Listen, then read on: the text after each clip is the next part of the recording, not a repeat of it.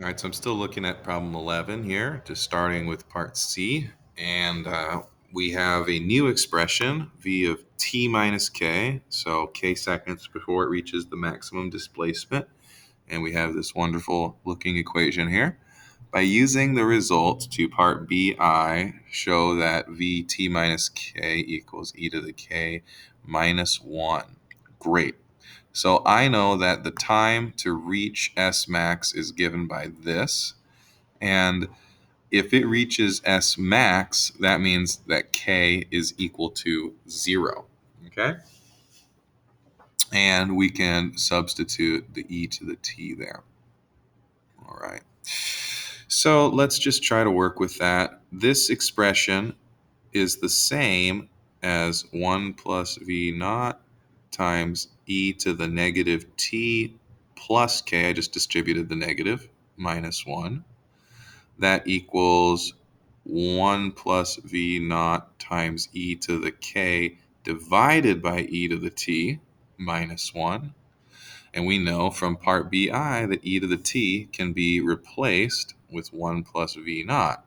So I have 1 plus v naught e to the k divided by 1 plus v naught minus 1.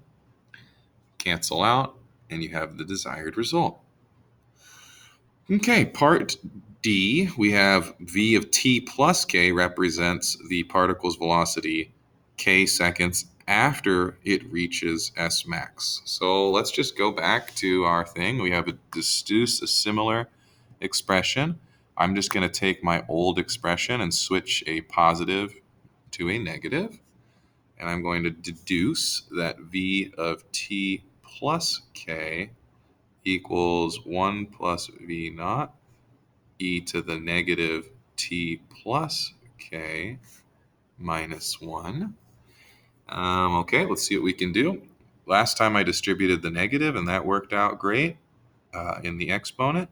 So e to the negative t and minus k. I guess that means we have both things in the denominator. So e to 1 plus v naught, e to the t, e to the k. I can use the same substitution that I used from part B1 and make this into, let's go this way, 1 plus v naught over 1 plus v naught e to the k minus 1. Cancel those out. And so I have e to the negative k minus 1. I suppose we could have just guessed that from seeing how v of t minus k is e to the positive k, and then saying, well, v of t plus k, you would just switch the sign on the k. So, but I showed you it in a little bit more detail. So we have our expressions. I'm going to clear the screen for the last part of this problem. We're showing that the t minus k, v of t minus k plus v of t plus k is greater than or equal to 0. Okay, let's see how that works. So I'm going to use this expression and then the opposite of it. Okay, so v of t minus k is e to the k minus 1. V of t plus k is e to the negative k minus 1. I can rewrite that as e to the k plus e to the negative k minus 2. Now, what do I know? I know that v is greater than negative 1. Does that help me? Let's see. What do I know about k? K is the number of seconds. Let's see here. So I will need to make sure that these pieces are each greater than 1. Let's take a look. So one idea that you can do is take the derivative here and set it equal to 0. And so if I take the derivative,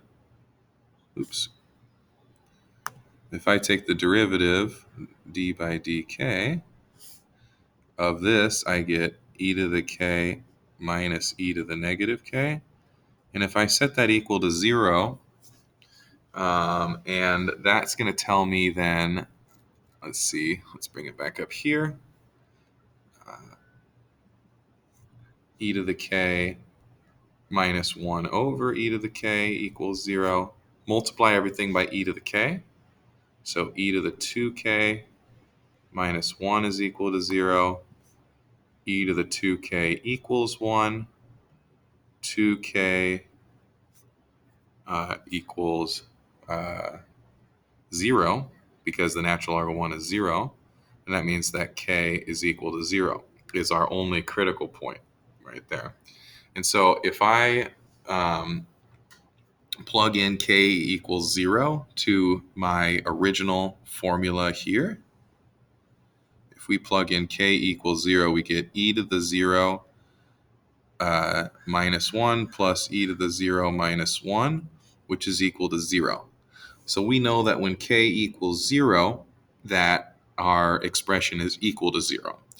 And so what we want to do then is show that that is a minimum. And so if we look at the first derivative and do our first derivative test, or you could do the second derivative test here. We have k equals 0 right here. Let's choose a test value. Let's say I plug in k equals -1. What would I have? I would have e to the -1 minus e to the +1. And that is going to be a negative number. So my derivative is negative before 0. And then if I choose +1, I have e to the +1 minus e to the -1, and that's a positive number.